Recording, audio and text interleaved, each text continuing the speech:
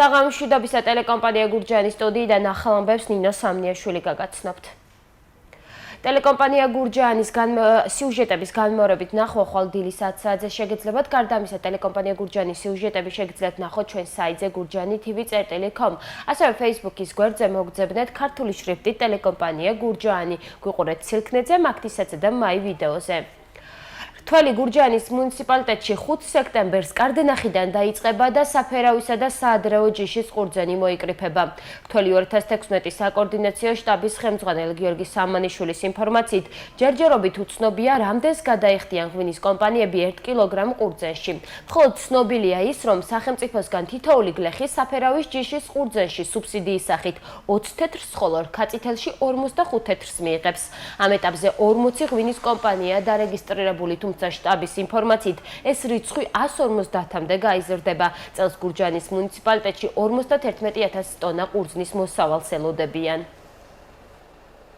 გურჯაანის რაიონის ნაკუთში ჯერჯერობით მასიურად ყურძენი დამწიფებული არ არის. ამიტომ დაიკრიფება მხოლოდ სავარაუდოდ ალბათ ის ვენახები, სადაც ყურძენი უკვე მოვიდა, განსაკუთრებით საფერავი და განსაკუთრებით კარდენახის გურჯაანის სამხრეთით.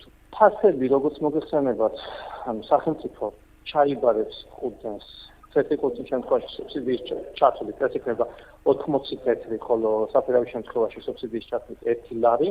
ხოლო რამდენს გადაიხდიან ღვინის კომპანიები, ეს გამოჩნდება თითოეულ კონკრეტულ შემთხვევაში, როდესაც ღვინის კომპანიები დაიწყებენ ყურძნის. დღეიდან მიწის რეგისტრაცია მხოლოდ ახალი სტანდარტით შედგენილი აზომვითი ნახაზის საფუძველზე განხორციელდება იმ მოქალაქეებს, რომლებსაც ძველი წესის შესაბამისად მომზადებული საკადასტრო აზომვითი ნახაზი აქვთ და სურთ მიწის ნაკვეთზე საკუთრების უფლების რეგისტრაცია საჯარო რეესტრს უნდა მიმართონ. უკვე დაზუსტებული მონაცემებით რეგისტრირებული ნაკვეთები კი ხელახალ რეგისტრაციას აღარ საჭიროებს. საჯარო რეესტრის ინფორმაციით, ახალი სტანდარტებით შესრულებული აზომვითი ნახაზები უფრო მეტად დაცულ ხდის როგორც მიწის მესაკუთრების, ასევე ამზომველების უფლებებს. ახალი წესები ემსახურება საკუთრების უფლების დაცულობას, გარანტირებულობას. ახალი წესის ამოქმედებით უფრო მეტად სრულყოფილი გახდება რეგისტრირებული მონაცემების სიზუსტე, სრულყოფილი გახდება ერთიანი საკადასტრო მონაცემთა ბაზა და ეს ხელშეუწყობს საკუთრების უფლების დაცულობას და გარანტირებულობას. კერძოდ მესაკუთრემს სწორად უნდა მიუთითოს ის ადგილი, ის მიწის ნაკვეთი, რომელიც უნდა აზომოს ამზომველმა, მიუთითოს კონკრეტული წერტილები, მყარი საზღვრები, თუ რომელი მიწის ნაკვეთია მის საკუთრებაში, ამზომველი ვალდებული იქნება სწორად აზომოს და აზომოს იმ ტექნიკური რეგლამენტების მიხედვით, რაც დადგენილია ახალი წესით. ნახევარი წელი უწყლო დარჩენილი უბანი ჩუმლახში ეგრეთ წოდებული კოშკის უბნის მოსახლეობის ნაწილი ჩივის, რომ თვეებია სასმელი წყალი არ მიეწოდებათ და არც ვინმე ზრუნავს, რომ პრობლემა მოუგვარდეთ. მათ დასალევი წყლის მოსატანად შორი მანძილის გავლა უწევთ. რესპონდენტების თქმით, პრობლემის შესახებ ადგილობრივ ხელისუფლებას არაერთხელ აცნობეს, თუმცა უშედეგოდ. ჩუმლაყისა და ყიტანის გამგებლის წარმომადგენელი ჩვენთან ინტერვიუში ამბობს, რომ 6 ოჯახის პრობლემა ტრაგედია არ არის. კოშკის უბანში კი ცხადებენ, რომ თუ 8 ოქტომბრამდე სასმელი წყალი არ მიეწოდებათ, არჩევნებს ბოიკოტს გამოუცხადებენ.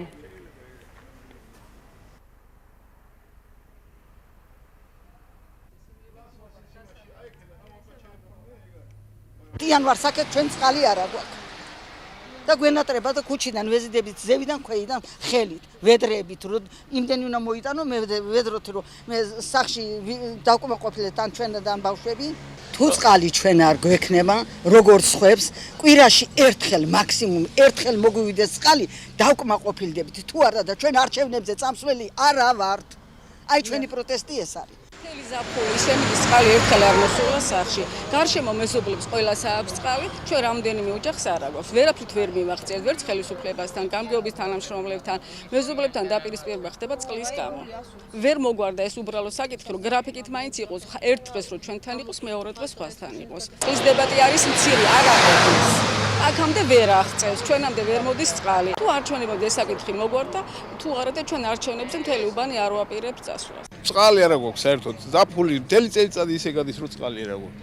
ხან ზევიდან ვეზიდებით, შორიდან გვიხდება მანქანებით მოტანა, ასევე ხელით აი ეს კაცი ჩემი მეზობელია, რომელიც 50-60% მხედველობა არა, გადადის სამხელა მოძრაობაზე გზაზე და შეიძლება რაღაცა ის მოხდეს, რა თქვენ, ავარია ან რაღაცა და ეს კაცი იმის პრობლემა რაღაცა და აი მაგიტომ ჩვენ ვაპროტესტებს იმათ, რომ წყალი არა გვაქვს. სოფელში არის 1400 კომლი.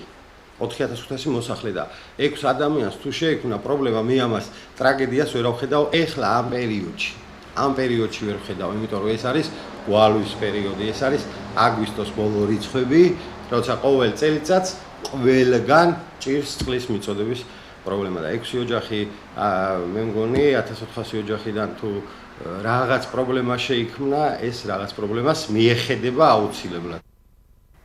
რომელი პოლიტიკური პარტიების დაპირებები მოგწონთ ყველაზე მეტად ამ კითხვით დღეს ჩვენმა ჟურნალისტმა გურჯაანის მოსახლეობას მიმართა. როგორც აღმოჩნდა, ყოფილი და მოქმედი მმართველი გუნდების საარჩევნო პროგრამა მოსახლეობის ნაწილისთვის ისევ მისაღებია. ზოგს კი არც ერთი პოლიტიკური პარტიის აღარ სჯერა, ამიტომ არც დაპირებები აინტერესებთ. სპეციალური ვებგვერდზე განთავსებული კითხვარების საშუალებით ამ მომრჩევლის დახმარებას ცდილობს საერთაშორისო გამჭვირვალობა საქართველოს. როგორ უნდა ისარგებლონ მოქალაქეებმა აღნიშნული ვებგვერდით, დღეს ეკა თეთრაძე დაინტერესდა. ძირითადად საპენსიო პროგრამა, სოციალური პროგრამა, სამსახურები, რაც ახლა უჭირს მოსახლეობას. ძირითადად ამაზე საუბრობენ. პენსიები, სოციალური პროგრამები და დასაქმება პოლიტიკური პარტიების მიერ უხვად გაცემული დაპირებები ძირითადად მოსახლეობის სოციალური მდგომარეობის გაუმჯობესებას უკავშირდება. თუმცა საარჩევნო პროგრამებში არის სხვა პრიორიტეტებიც, როგორიცაა ეკონომიკისა და სოფლის მეურნეობის განვითარება, ასევე განათლებისა და ჯანდაცვის საკითხები. რომელი პარტიის რომელი დაპირება მოსწონთ, დღეს ამ შეკითხვას გურჯაანში გამოკითხულმა რესპონდენტებმა უპასუხეს. როგორც აღმოჩნდა, ყოფილი და მოქმედი მმართველი გუნდების საარჩევნო პროგრამა მოსახლეობის ნაწილისთვის ისევ მისაღებია. ზინაპლანზე ვაყენებ სოციალურ დაპირებებს და დასაქმებებს აუცილებლად ადგილობრივი საწარმოების მართლა გაზრდისა და გაუმჯობესების ხარჯზე. რომელი პარტიის დაპირებაა ეს? თითქმის ყველა მაგას აპირებს, მაგრამ მე მინდა რომ გავუშვი მოქმედმა ეს ყველაფერი რაც 4 წელიწადში ვერ მოასწრო, მომდევნო იმაში შეძლოს. ნაციონალურ მაგათი თუ რაღაცას გააკეთებენ, ბევრი შეცდომები დაუშვიათ, მაგრამ ბევრიც გააკეთეს და მე მგონი რომ წამოწევენ. და კონკრეტულად ნაციონალური მოძრაობის რომელი დაპირება მოგწონთ? რომელი დაპირება მაგალითად რო ეძახიან 300 ლარს მოგცემს, მეორე ეძახეს 250 პენსია და ის ეძახეს 50, რაც შეუძლია რომ გაკაჩოს სახელმწიფოს იმას ნახდათ მოგწევს, მაგის არწმუნებული ვარ. მე მაგალითად პირადად ბაქრაძის დაპირებაც ვენდობი მას. კონკრეტულად რა მოგეწონათ? არა მე მეწონა იმის რომ პირდება რაღაცას ხელშეწყობა გვექნება კახეთში და გლეხი ხალხისათვის, მაგრამ რა ვიცი რა იქნება, როცა იყო მთავრობაში, როცა იყო, მაშინ რა გაკეთდა. მაინც არაფერი, მაგრამ ყოველ შემთხვევაში იმედი გვაქვს. აი რომელი 51. და რა დაპირება მოგწონთ? დაპირება გლეხები თვითონ ავაყვავთავ 200 მე გახდითავ. დავით ბაქრაძე. ნუ ერთად რომ დავდგები ერთ ფიქრენე 50 ლარი იქნება. ეს დაპირებაა მისაღები თქვენთვის? ეგ რა ვიცი, ეგ უფრო ცოტაა და შეიძლება ეგ უფრო გააკეთონ და ეხლა 300 ლარი გაიძახიან, რა ვიცი 300 ლარი მოგცემენ პენსიონერებს. ქართული ოცნება. და რა დაპირება? რა დაპირება რომ პირველ რიგში ისა რომ აი ახლა კურსის ფასები სუბსიდია 45 თეთრია, იმის გარდა კიდე მიწებს აფორმებენ მუქად. და იმას ვეღნობი რომ ჯერა მათ. ზოგი კი პარტიების დანაპირებს ენდობა, ვინც ხელისუფლებაში ჯერ არ ყოფილა. ზოგიერთის საგარეო კურსი მოსწონთ, ზოგიერთის კი ის დაპირებები, რაც სოციალურ საკითხებსა და სოფლის მეურნეობას უკავშირდება. ეხლა მე მაგალითად ძალიან მომწონს ბურჯანაძეს დაპირება რომ რუსეთთან უფრო კარგი ურთიერთობა, მაგრამ მე ვიცი რომ არარეალურია. საქმეც ეგ არის. ბურჯანაძე. და რა დაპირება მოგწონთ ბურჯანაძე? ლაპარაკი გერგერობი და რა თუ არ გადავიფიქრე. კონკრეტულად რომელი დაპირება მოგწონთ? ყველაფერს სალაპარაკო რუსეთთან დაახლოება. ვერა სიტყვით. რომელი პარტიის რომელი დაპირებაა? და რა მოგწონთ? ყველაფერი. ის მართავს იძახის და იმით. და რა დაპირება მოგწონთ მისი? ყველაფერი კაცო რაღაცაოს ისაოს რომ სოციალურად დაუცველებ დევეხმარებიო და მეორე დღედანვეო და იქნება ეს 4 წელიწადი გარანტირებულიო რომ დაპირება ცუდია მოსახლეობის ნაწილმა კი დაპირებების შესახებ არაფერი იცის, ზოგმა იმიტომ რომ არ აინტერესებს, ზოგს კი არც ერთი პოლიტიკური პარტიის აღარ სჯერა. არც ერთ პარტიის არაფერი არ მომწონს, არც ვიცი ჯერ. ვინც კარგი იქნება, მე ის მინდა. არც ერთისა, ყველა იმედგაცრუებულია, სულ ყველა. არც ვკითხულობ და რა ვიცი, ნაკლებად აპოლიტიკური ვარ. ყველა პარტია გვეუბნება, რომ პირობები კარგი იქნებაო, პენსია გაზრდილი იქნებაო. მე მაინტერესებს ეკამდე სად იყვნენ. მისაღები ყველა დაპირება თუ კი შესრულდება, აბსოლუტურად ყველა დაპირება, მაგრამ სამწუხაროდ დღემდე არაფერი შეგვისრულეს. რომელი პოლიტიკური პარტიის მოსაზრებებთან დგას ამომრჩეველი ყველაზე ახლოს, ამის გასაგებად საერთაშორისო გამჭვირვალობა საქართველოს ახალი ვებგვერდი აამოქმედა. მისი მიზანია მოქალაქეებს მათთვის სასურველი არჩევანის გაკეთებაში დაეხმაროს. მას შემდეგ რაც მოქალაქე კითხვაში ავსებს, ვებგვერდი აჩვენებს შედეგს თუ რომელ პოლიტიკურ პარტიასთან რამდენ პროცენტიანი თანხმედრა აქვს. კითხვარიათ კვალიფიციურ პარტიას და ორ ახლად შექმნილ პოლიტიკურ გაერთიანებას გაეგზავნა, თუმცა საქართველოს ლეიბორისტულმა პარტიამ, პატრიოტთა ალიანსმა, სახელმწიფო ხალხისთვის, კონსერვატიულმა პარტიამ და ქართულმა ოცნებამ კითხვის შევსებაზე უარი განაცხადეს. წინა საარჩევნო კამპანია დღითი დღე უფრო აქტიურ ფაზაში შედის. პოლიტიკური პარტიები მოსახლეობასთან შეხვედრებს მართავენ.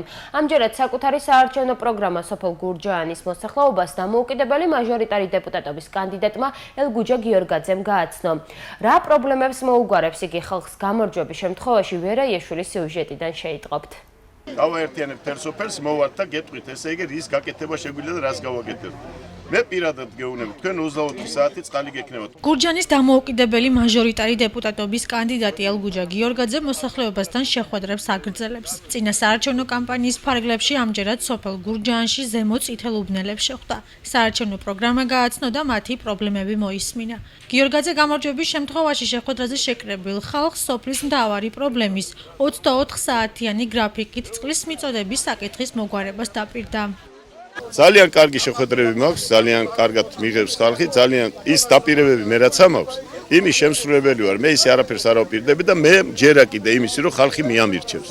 თავარია, არჩევნები არ გაყალბდეს. ჩემი დაპირებები რეალურია. აი ის რაც უთხარი მე რომ 24 საათი იქნება გურჯაანში, ქალაქში, სოფელში წყალი და სხვა სოფლებშიც. ამას მივაღწევ მე მაქსიმუმი 2 წელი მინდა. მაქსიმუმი, იმიტომ მშენებლობა სუმცირე 1 წელი უნდა გაგრძელდეს. არქ საქმეს გავაკეთებ ძალიან რომ თელმა გურჯაანის რაიონმა წყალი მიიღოს. რაც ყველაზე ძალიან უჭერს დღეს მოსახლეობას. ციშვილი არ მოვა, სოფელს რა უჭირს, არ გვინდა იმათი დახმარება, არაფერ თუ ხელი არ გავატოგეთ, კი არავინ არაფერს არ მოგვიტანს, მაგრამ უბრალოდ გლეხს უთხრას რომ რა გიჭირთ ხალხო. წყალი, საუბნო გზები და უმუშევრობა ამ ძირითადი პრობლემების მოგვარებას თხოვეს დამოუკიდებელი მაჟორიტარი დეპუტატობის კანდიდატს ელგუჯა გიორგაძეს ზემო წითელ უბნელებმა. ძალიან გვიჭირს წყლის პრობლემები გვაქვს, გზების პრობლემები გვაქვს. რაღა მოგხედავს, რაღაცას გააკეთებს. აი ძლივს ჩამოვედი ქვაღორქში, მაშა ქართველი არ უნდა იყოს დაგებული, არ უნდა იყოს გზები მოპირკითებული, სად არის? აი გავაკეთებ, აქ გამკეთებელი არავინ არ მოვიდა. იქნება, მაგრამ მაინც გააკეთე. უმაღლესი პიროვნება. სიმართლის მოყვარული კაცი, მგონია რომ იმედი გვაქვს რომ ცოდო მადლიანი. იმედი გაქვთ რომ თქვენ ნამდვილად ჩვენ სოფელში პირად მე არ ვიცი მე ოცნება მე არ ვიცი მე ნაციონალები არც ოცნება მაგრამ მე ვიცი აი ამ კაცს პირადად ვიცნობ რომ ეს არის სიმართლის მოყვარული კაცი და რომ უშველის მართლა გურჯაანის რაიონს. კვადრაზე იმის მოვეთო იქნება რამე გვეშველოს ველოდებით ჩვენ მთავრობას ჩვენ ხელისუფლებას ჩვენ დეპუტატებს რომ იქნება რამე გვიშველო გზა არა გვაქვს კვალი არა გვაქვს არაფერი არა გვაქვს. თუ კი შეგვისრულებს ყველაფერს და დაგვირდება რატომაც არა. ისე ბევრი პრობლემა გაქვთ სოფელში მოსაგვარებელი? ძალიან ბევრი. მაგალითად აი გზები ნახეთ რა დღეში ვარ. ელგუჯა გიორგაძე დარწმუნებულია რომ 8 ოქტომბერს არჩევნებში გურჯაანელები ხმას მის კანდიდატურას მისცემენ და როგორც თავად ამბობს, სწორედ მათი მხარდაჭერით გახდება გურჯაანის მაჟორიტარი დეპუტატი. პოლიტიკური პარტია გირჩიდან თელავი ყვარლის მაჟორიტარი დეპუტატობის კანდიდატად კენჭს ვახტანგ მოსიაშვილი იგივე ტორე სამოსი აღარ იყრის, მან კანდიდატურა მოხსნა. რატომ მიიღო ეს გადაწყვეტილება, თავად ტორე სამოსთან გავარკვევთ. ტორესა, დიდი მადლობა, რომ ყოველთვის მზად ხართ ტელეკომპანია გურჯაანის კითხვებს უპასუხოთ. ტორესა, რატომ მოხსენით თქვენი კანდიდატურა? ეს იმას ხომ არ უკავშირდება, რომ გირჩი გიორგი ვაშაძის პარტია და პაატა ბურჭულაძე სახელმწიფო ხალხისთვის გაერთიანდით? კი, მე რამდენადაც ვიცი, მალე წარადგენენ ახალ კანდიდატს, უბრალოდ ბლოკის საერთო კანდიდატს. რა თქმა უნდა, ეს გამოწვეული არის გაერთიანებით და თანმდევი პროცესებით, რაც აბსოლუტურად ბუნებრივია. ვერ ეყოლებოდა ბლოკს ორი კანდიდატი, ვერც სამი.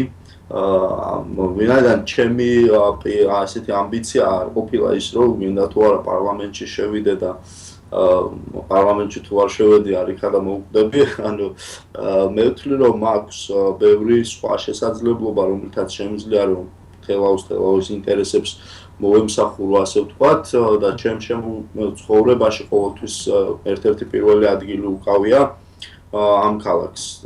მისი პრობლემა ყოველთვის მაწუხებს, იმიტომ რომ პირადად მეხება, იმიტომ რომ არც არ წავსულვარ მე თელავიდან. ძალიან დიდ დროს ვატარებ, გარდა იმისა, რომ ჩემი ოჯახი ცხოვრობს იქ და არ არსებობს ისეთი სივრცე, ისეთი პრობლემა, რომელიც მე პირადად არ შემეხება. ამიტომ არ ვთვლი, რომ თავშად სადღაც წავედი, უბრალოდ ამ ეტაპზე აღარ ვიყრი კენჭს, ეს მათ შორის არ ნიშნავს იმას, რომ პოლიტიკა აღარ მაინტერესებს და ეს არ არის ჩემი ინტერესის სფერო. უბრალოდ ამ პოლიტიკაში მე რაღაცა ჩემი ნიშა მაქვს, რომელსაც გამოვიყენებ, რა თქმა უნდა. პარლამენტში ხომ სითაც შეგიძლიათ შეხვიდეთ, თუ თქვენი კოალიცია ბევრ ხმას დააგროვებს? ჩემი პოზიცია თავიდანვე იყო ამ სიასთან დაკავშირებით ის, რომ არ მინდოდა და არც მქონია ამაზე ლაპარაკი, რომ სიით შევსულიყავ პარლამენტში. რატო? იმიტომ რომ მე მქონდა ძალიან კონკრეტული მიზანი, მე არ ვაპირებდი, არც მქონდა ჩემთან, არც მქონდა ეს წარმოდგენილი ესე, რომ შეიძლება 4 წლის მერე კიდე დავჩენილიყავ რაღაც აქტიურ პოლიტიკაში და ან კიდე მეყარა კენჭი, ან კიდე უფრო შორს მიმავალი გეგმები მქონდა. მე მინდოდა, რომ რაღაც კონკრეტული იდეები, რომელიც მქონდა თელავთან მიმართებაში, რომელიც მგონია, რომ ამ ქალაქს და ზოგადად მუნიციპალიტეტს და რაც ასევე შეიძლებოდა რომ და მიბნულიყო ყვარელთან და მიქაურ მაცხოვრებლებთან, ანუ ეს იდეები რაც მქონდა, მინდოდა რომ განმეხორციელებინა ამისთვის ვხედავდი, რომ საპარლამენტო ტრიბუნა იყო კარგი შესაძლებლობა, რომ ეს ფუნდამენტური გადაწყვეტილებები მიღებულიყო, რაც ანუ ისეთ ადამიანებთან მქონოდა ლეგიტიმაცია თელავის წარმომადგენლობის, რომლებთანაც სჭირდებათ რაც დათანხმება, მაგალითად იქნებოდა ეს ინვესტორი, მსხვილი ბიზნესი თუ ასე შემდეგ, რომ რაც დამატებით სამუშაო ადგილები გაჩენილიყო თელავში, რაც რამდენიმე ფესტივალი წამოსულიყო და ასე შემდეგ და ასე შემდეგ. ანუ იყო რაღაცა რამდენიმე საკითხი, რომელსაც ძალიან აქტიურად განვიხილავდი. ტორესა, გასაგებია, რომ გული არ დაგწყვეტიათ, რომ კანდიდატურა მოხსენით. საინტერესოა, მომხრე იყავით, რომ გირჩი გაერთიანებულიყავ პაატა ბურჭულაძისა და გიორგი ვაშაძის პარტიებთან. შეყვაფასე ასე მარტივად და ნუ იგივეზე არ არის ეს სასურველი, მაგრამ არის საჭირო. არასასურველი არ არის, იმიტომ რომ ვიღაცები არ მომწონს ან ვიღაცები მეტად მომწონს ან ნაკლებად. უბრალოდ რა თქმა უნდა, კოალიციურად მუშაობა არის გაცილებით უფრო რთული, გაცილებით უფრო მეტი დისკომფორტია, თუნდაც იმიტომ რომ ბევრ განსხვავებულ აზრთან გიწევს შეჯერება, შეთანხმება და ასე შემდეგ. მაგრამ თავარი ამ შემთხვევაში ის არის, რომ არ შეცვლა გირჩის ღირებულება, არ შეცვლა ჩვენი ხედვები, დავემთხვიეთ ყველა იმ ძირითად საკითხი, რომელსაც უნდა დამთხოვოთ და მე მეჩვენება, რომ რაც ჩვენ შორის ესეთი რადიკალური განსხვავება არის ხოლმე უფრო თითქოს ვიზუალურ ეფექტში, იმიჯში და სტილში, რომელიც ჰქონდა გირჩს და რომელიც ძალიან უყვარდა ხალხს და მე მგონია, რომ ჩვენ შევძლებთ იმას, რომ ადამიანები დარწმუნდნენ, რომ ამით ჩვენ არც ერთი პრინციპისთვის არ გვიღალატია, არც ერთი დაუშვათ ჩვენი პრინციპული გეგმა, რაც იყო ამაზე უარი არ გვითქვამს და ნუ ეს ძალიან რთულია, მაგრამ დარწმუნებული ვარ, რომ ხალხი დაინახავს, რომ გირჩი ყველა იმ თავის ძირეულ იდეას პარლამენტში ბოლომდე გაიტანს და ბოლომდე იბრძოლებს. მათ შორის და მას მხარს დაუჭერენ კოალიციის სხვა სუბიექტებიც, ამაში რომად ვარ დარწმუნებული. რა საკითხებზე გაქვთ განსხვავებული აზრი? შეიძლება იყოს რაღაც დეტალები, ანუ მართლა არ არის აქ რაღაც ძალიან მნიშვნელოვანი საკითხები, ანუ რაც არის მნიშვნელოვანი, მაშინ თანხდებით და ვემთხოვით ბუნებრივად. ამის იქით არის რაღაც ბევრი დეტალი, რომელზეც შეიძლება დავუშვათ ერთი პარტია ხედავდეს ეს, მეორე პარტია ხედავდეს ეს, მაგრამ ეს არ არის ისეთი მნიშვნელოვანი განსხვავებები, რომელმაც შეიძლება საფრთხე შეუქმნას ერთობლივ მუშაობას. ანუ იგივე ან მაგალითად არ ვარ გაბრაზებული ზუსტად ამიტომ. გირჩი რომ წასულიყო რაღაც სხვა მიმართულებით, მე ვიქნებოდი გაბრაზებული, ვიტყოდი რომ პარტიას, ვიტყოდი რომ ანუ გირჩმა თავის თავს უღალატა, მაგრამ ესე არ არის. ეს ვერც იქნება, იმიტომ რომ გირჩი არ არის ერთი კაცის პარტია, ან თუნდაც 3 და 4 კაცის პარტია, გირჩი არის საკმაოდ დიდი გუნდი, რომელიც პირველი დღიდან ერთად მოვდივართ და სანამ ჩვენ ცოცხლები ვართ და სანამ ჩვენ ვარსებობთ, გირჩის იდეები უბრალოდ ესე ვერ მოკვდება, ვერ ჩაიჩეხება. მე ვთვლი, რომ პრაგმატული, სწორი გადაწყვეტილება იყო. ტორესა, თქვენ ახსენეთ, რომ საჭირო იყო გაერთიანება, მაყურებელს რომ განუმარტოთ, რატომ გახდა აუცილებელი კოალიციის შექმნა? კი ბატონო, ანუ გადავიტყვეთ, ჩემ განხშირად ელოდება ხოლმე ძალიან ემოციურ გადაწყვეტილებებს. მაგრამ მე მაქვს საკმაოდ მაღალი პასუხისმგებლობის გრძნობა, როდესაც თქვი რომ მივდივარ რაღაც აქტიური პოლიტიკისკენ, მეც გაცნობიერებული მქონდა, რომ მომეწევდა არაერთი ისეთი გადაწყვეტილებასთან შეგუება თუ მონაწილეობა ამ გადაწყვეტილების მიღებაში, რომელიც არ იქნებოდა ემოციებზე დაყრდნილი და იქნებოდა პრაგმატული. პრაგმატული გადაწყვეტილება არის იმიტომ, რომ ჩვენ ჭირდებოდა რომ გვეჩვენებინა ამორჩევლისთვის ძალა, რომ გვეჩვენებინა რომ ვართ გახსნილები და მათ შორის კოალიციისადმი გახსნილობა ნიშნავს იმას, რომ ჩვენ არ ვრჩებით რაღაც ჩაკეტილ წრეში, არ ვართ ნარცისიზმით შეფრობილი ტიპები, რომ აუ რა კაი ტიპები ვართ ხა ჩვენ და უნდაც ჩვენ ეს ერთგვაროვნად კარგი ტიპები დავრჩეთ, ამიტომ არაუშავს თუ იდეებს ვერ გავიტანთ და იდეებს ვერ განვახორციელებთ. რა თქმა უნდა, ეს არის პრაგმატული გადაწყვეტილება, რომ პარლამენტში გქონდეს რაც შეიძლება, ასე ვთქვათ, დიდი მხარდაჭერა. კოალიცია ამის შესაძლებლობას იძლევა. ჩვენ ის რასაც ვთავაზობდით ამორჩევს, მაგალითად რადიკალური რეფორმები სოციალური დაცვის კუთხით, რადიკალური რეფორმები ეკონომიკურ ხედვებში და ასე შემდეგ და ასე შემდეგ, ეს ყველაფერი განუხორციელებელი დარჩებოდა თუ გირჩი შეიყვანა მაგალითად 2 კაცს და ამ 2 კაცის იმედად ეს ყველაფერი ვერ გაკეთდებოდა. ახლა ჩვენ შევყავს ბევრად მეტი ადამიანი ვიდრე დამოუკიდებლად შევძლებდით ამას და მეორეს მხრივ გვაქვს საკმაოდ დიდი პოლიტიკური გუნდის მხარდაჭერა, რომელიც გვაძლევს საშუალებას, რომ მთლიანობაში ერთად ჩვენ რაღაცა შეიძლება მეორე ძალაც კი ვიყოთ პარლამენტში და არაფრით არანაირად გამოვრიცხავთ. ტორესა, როგორც ვიცი, პარტიაში ცოტა უკანა პლანზე გადაიწიეთ, აღარ იქნებით აქტიურად ჩართული პროცესებში. არა, უბრალოდ მე ანუ ამ შემთხვევაში თუ განვიხილავთ რაღაც პარლამენტის წევრობას, როგორც პოლიტიკურ თანამდებობას, ან კონკრეტული პოლიტიკური თანამდებობისთვის არ ვიბრძვი. მაგრამ მე იქიდან გამომდინარე, რომ ვარ მწერალი, მუსიკოსი და მაქვს რაღაც ჩემი, ასე ვთქვათ, შემოქმედებითი რესურსი, რომელიც ასევე ჭირდება, ხო, ნებისმიერ საქმეს ამ შემოქმედებითობა.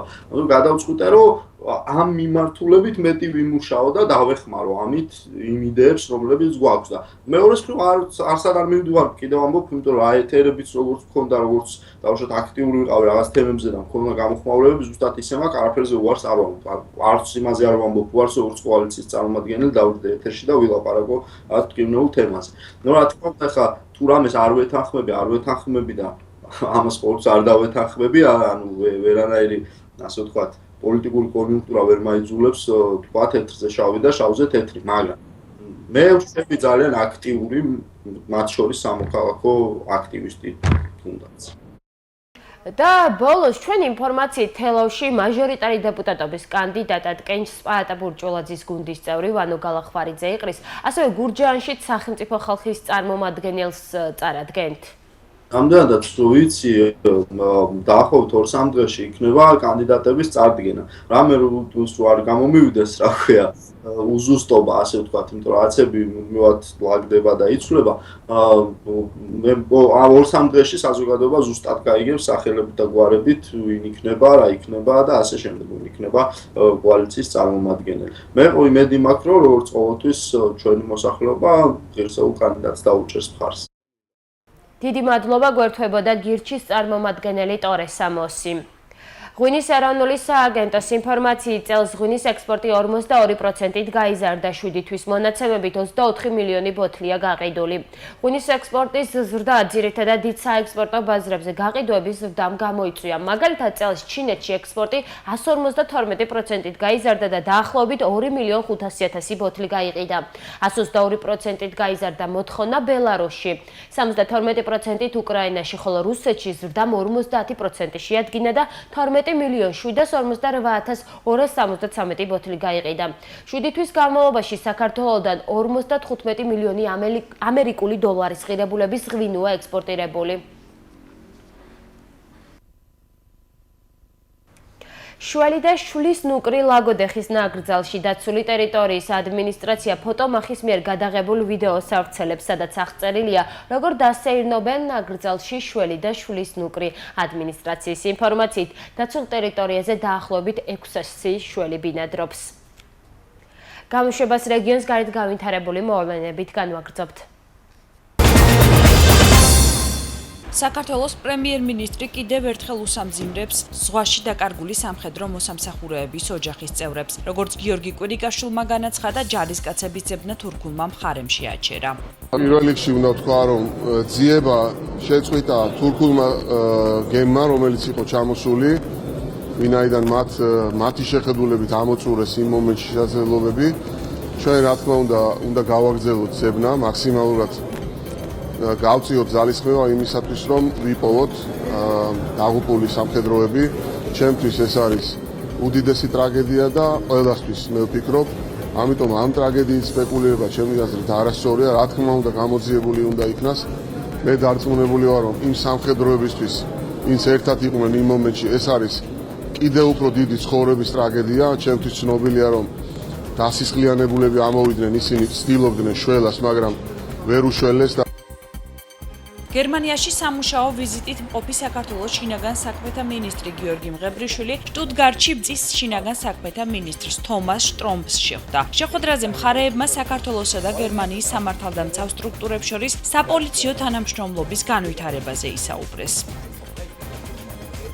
ჩემი და გერმანული მხარის მიზანია ფედერალური მიწების დონეზე გავაღრმავოთ საპოლიციო თანამშრომლობა იმისთვის, რომ მოვახდინოთ დანაშაულის უფრო ეფექტური, უფრო დროული პრევენცია და აღკვეთა.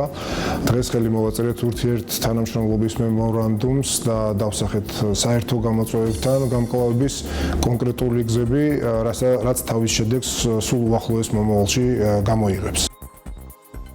სამართლიანი არჩევნები აუდიტის სამსახურსა და საქართველოს პროკურატურას მიმართავს და ამ მომრჩევლის შესაძლო მოწყვეტის ფაქტის გამოძიებას თხოვს. არასამთავრობო ორგანიზაციის განცხადებით პატრიოტთა ალიანსი მოსახლეობას უფასო საკვებს ურიგებს. სამართლიანი არჩევნების დამკვირვებელი ადასტურებს, რომ საკვებთან ერთად მოქალაქეებს აღნიშნული პარტიის სააგიტაციო ბეჭდური მასალაც გადაეცემათ.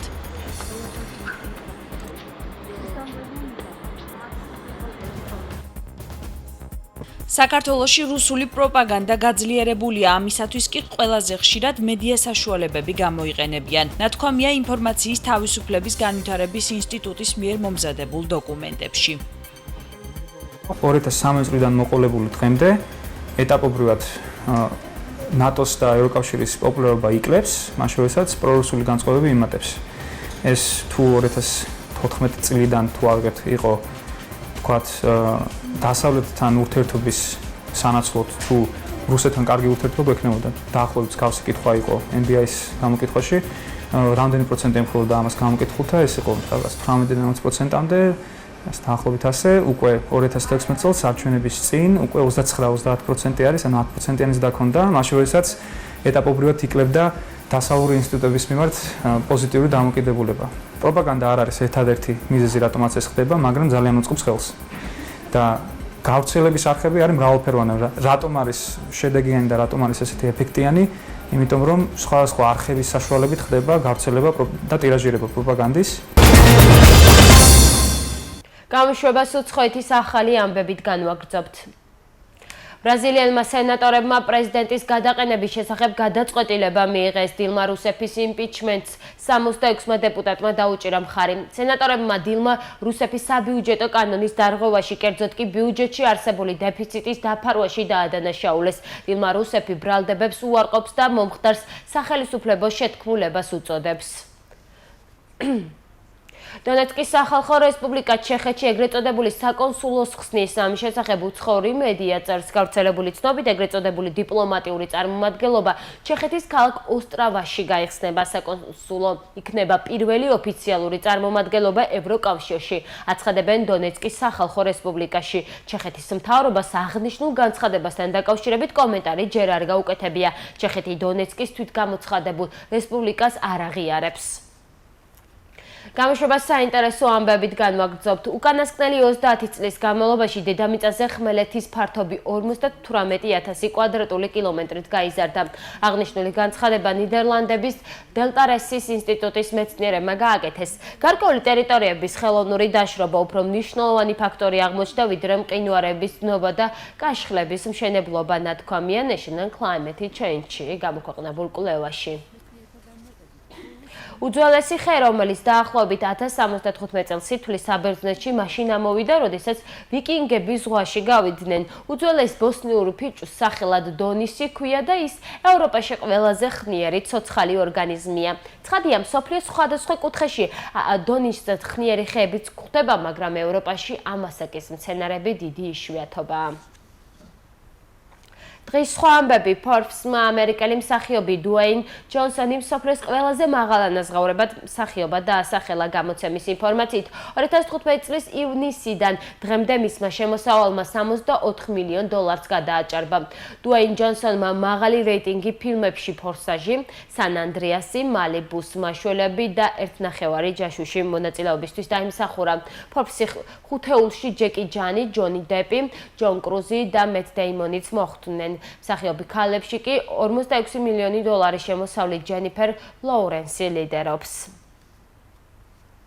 4 ოქრო და გუნდური ჩემპიონობა. საქართველოს ნაკრები მსოფლიოს ჩემპიონია. მსოფლიოს ჩემპიონები გახდნენ დავით ჩხარტიშვილი, რამაზ ზოიძე, გიორგი მელია და ზვიად პატარიძე. ბრინჯაოს მედალი კი ნუგზარ წურწუმია მოიპოვა.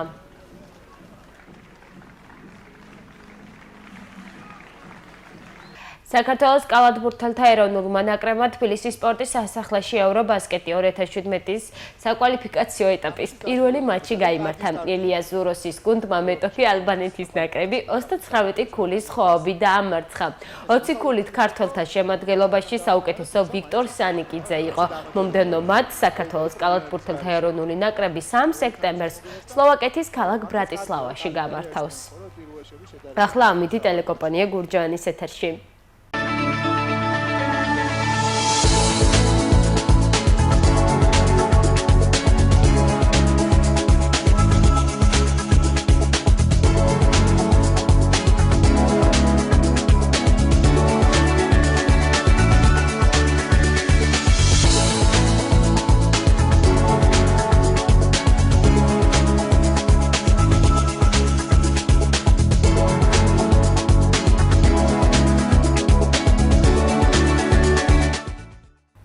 ახალი ამბები მე ნინო სამნიაშვილმა გაგაცანი და გემშვიდობებით ორ შაბათამდე.